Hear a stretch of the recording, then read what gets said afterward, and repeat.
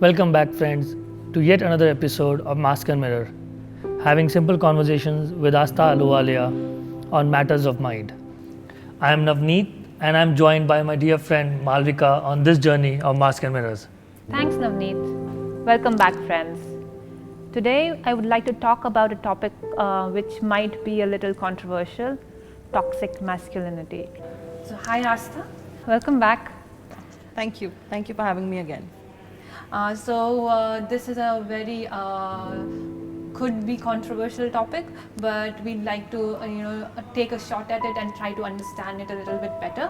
So, according to you, what is the textbook definition of toxic masculinity, and how does it affect our lives? Great. It's interesting that you're talking about toxic masculinity. So, the definition of masculinity is basically a gender role assigned to a particular gender, that this gender is going to follow these norms and will carry out these roles, and this will be the prescribed behavior of that particular gender. Now there are two forms. There's femininity and there's masculinity. That's the way the world is essentially divided, though now these concepts are being broken. What makes masculinity toxic is the fact that this assigned role starts to put pressure not only on the man who is demonstrating that masculinity, but also on people around him. And what it does is that it impacts them socially, it impacts them psychologically, and it impacts them emotionally and behaviorally as well. So that's what makes masculinity toxic, or can make masculinity toxic. Yeah. So going back to episode 2, where we talked about toxic being something unhealthy. Now, when we talk about masculinity, how do we identify, or how do we understand that what is happening in front of us is something unhealthy stemming from this toxic masculinity? When you say masculinity, what words come to your mind? Strong. Muscular. Muscular. Very decisive. Decisive, okay. Yeah. In the traditional sense, leadership, leader. Yeah. So the very fact that the 4 adjectives that you guys have used talks about how toxic it can be. Because essentially what we're saying is 2 things. One is that the person who holds these characteristics is a masculine, right? And if you don't hold these characteristics, then you're not masculine, right? Now, because you are also, now this is one part of it, right? So those who don't hold these characteristics, or who are not masculine or men, to put it out there, are, you said strong, so they are the opposite of strong, which is weak. You said leader, so they're not leaders. You said decisive, so they're indecisive. Muscular. And muscular, and that means not very physically strong. So the problem with concepts like masculinity is that we make them benchmarks of certain behaviors for certain genders, which is what makes it unhealthy. We don't look at it as an individual, as a human being, as a human characteristic. Strong and weak, muscular or lean, they are human characteristics, physiological characteristics, right? Leadership, being a leader or not being a leader, again, it's a human characteristic. But when we associate that with a particular gender or a particular sex, for that matter, we make it toxic for all of those who are not that, because the ones who are not that will essentially be discriminated against, will not be valued as much, and at the same time will be sort of looked down, or not, I mean maybe not looked down, but looked at differently. They will be like singled out, they will be mocked upon. Yeah. Now this is one part of it. The other part is what you're saying, that if a man is unable to show these characteristics, then he is not really considered masculine, right? Which brings me to a very important part of mental health, which is so drastically ignored. I won't even say in India, across the globe, is mental health for men. because a man is not allowed to cry because he's masculine, he's strong, he's not supposed to cry.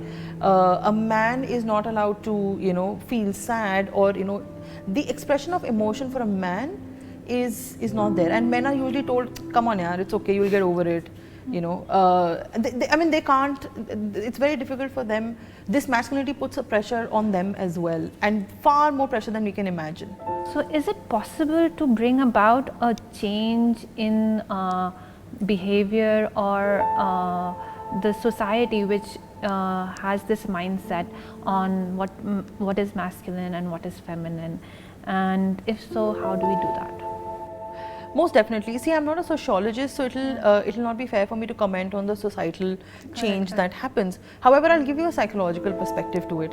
Psychologically speaking, change is an inevitable part of a human existence, right? We're constantly changing, and now with the kind of conversations that are going on, with the kind of rights and acceptability that different genders, different sexualities have, and now we have 3 sexes, we recognize 3 sexes, male, female and intersex. So with all of these conversations happening, there's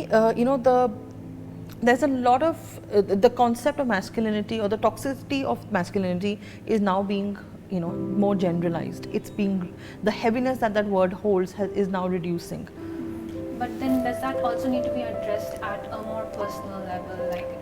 Most definitely. How we see these things play out in our counseling rooms or in our therapy rooms is in male-female relationships, or which can be husband-wife, which can be father-daughter, which can be mother-son, brother-sister. So many male-female relationships, and we very often see sparks of holding such thought processes. And what counseling or therapy does is that it helps you recognize and address that, yes, I am holding these thought processes, because in our world, with globalization, with westernization, and with our awareness increasing so much, we are changing, right? We're changing our thought processes. We're becoming far more acceptable of a lot of things. So we can see these things play out, and it's important to address these things as well. As a therapist, I think it's very important to address this. When you're taking an intervention like counseling or therapy. Moving further, Asta, do both genders suffer from this so-called toxic masculinity, or rather, is there something like toxic femininity? And if they suffer, which means do both the gender also face the consequences? Most definitely.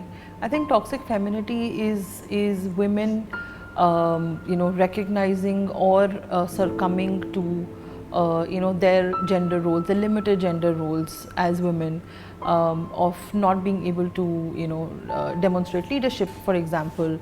And we keep hearing of equal rights and equal liberties and things like that. So that is toxic femininity. And we see again in a therapeutic setting, when we are dealing with people, and especially when we are dealing with families, we see that these narratives of how we view masculinity, how we view femininity, how we view gender in general, plays a very, very big role in the way we communicate with one another, in the relationships that we form, and otherwise the dynamics of the relationships as well. So yes, extremely important and very visible for all genders. Wow.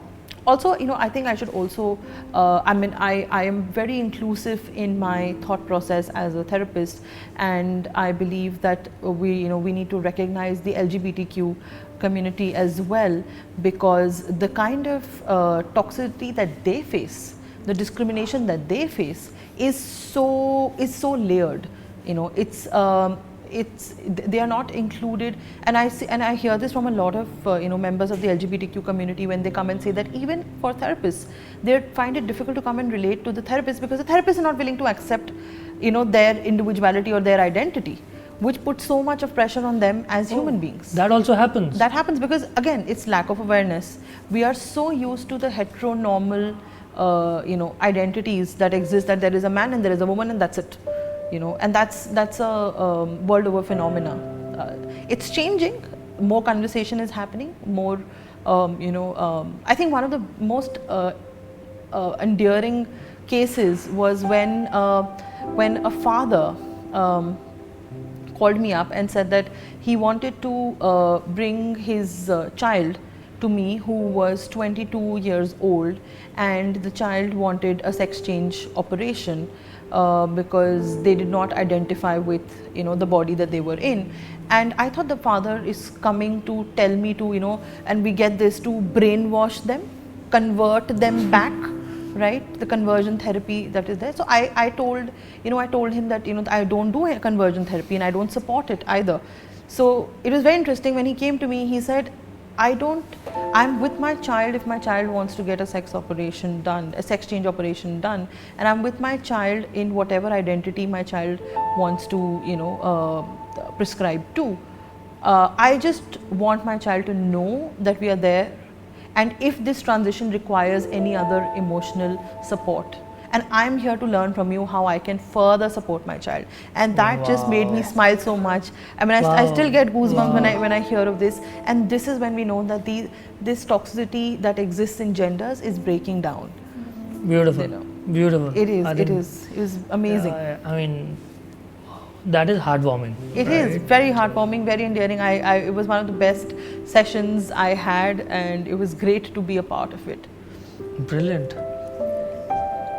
How do we look at toxic masculinity or femininity now from the context of a teenager or a growing up child? So we keep hearing stories of bullying happening, children getting into fights and stuff like that, right? So how is it getting manifested? And they won't be aware. Of course, they won't know that this is all about kind of exercising an unreasonable control on the other person, right? Where does this come from, and how do we see this toxic masculinity? Because this is like continuation of the pattern then. Yeah. So I think it's there in our society. It's visible, it's there, it's predominant. And when a child is growing up, especially in teenage, so teenage is the time when an individual actually forms their identity. They start to identify with certain characteristics, certain narratives, certain thought processes, and even certain sexualities. That's when we get our first sexual experience. And which is when these ideas need to be busted, because children carry with the way we shape their identity, the freedom that we give to them to shape their identity is going to determine how they grow up and what thought processes they prescribe to when they are adults. So when we tell a boy child that don't cry like a girl, we're actually that is toxic.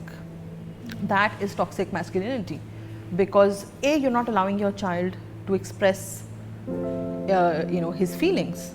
He wants to cry, he should be allowed to cry. If there is pain, it should be allowed to be expressed.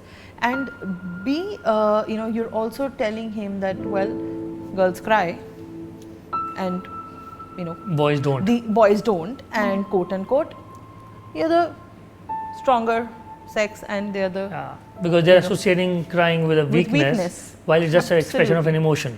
Absolutely, right? absolutely. Crying so you see how it's a double-sided sword. It is actually. That's really unfortunate. Yeah. But I'm glad that you picked up that sentence with which I think all of us have grown up, especially in our culture, where a boy or a man will be asked, "Why are you crying like a girl? Why are you crying like a woman?" Right? Yeah. Indirectly saying that one of them is a stronger sex versus the other, when actually it's about fairness and equality. That's interesting. Thanks. Yeah. So this is, I mean, the wording is obviously with keeping the male of the gender in mind, but it could apply in flip side to a woman as well. But can a man who is emotionally vulnerable, who is available and is sensitive most of the time, still exhibit traits that we would prescribe to toxic masculinity, or are these like mutually exclusive? If a man is able to break the barrier of being himself, irrespective of whatever gender he belongs to or identifies with, or whatever sex he's born with, that is when we break the cycle of toxicity. Right? We break the cycle. It's no longer toxic because you are recognizing the humanness of who you are. Right? We're all humans. We have a mind. Now that mind feels, thinks, does action, has behavior patterns. And if we are allowing it to be a human mind which will experience pain and happiness and will demonstrate it in the same way, we're breaking the cycle. You know, but again, these are traits. They're not inclusive or exclusive of one another. They're traits. There can be some traits present and some not. You know. Okay, thanks Astha for enlightening us on the roles genders play or the gender roles that are assigned to us, and it's been enlightening as always. So thank you again. Thank you again for having me. Thank you, friends. Thank you for continuing to stay with us. I hope that you found this episode useful. We'll see you soon in our next episode. Until then, keep the conversation going.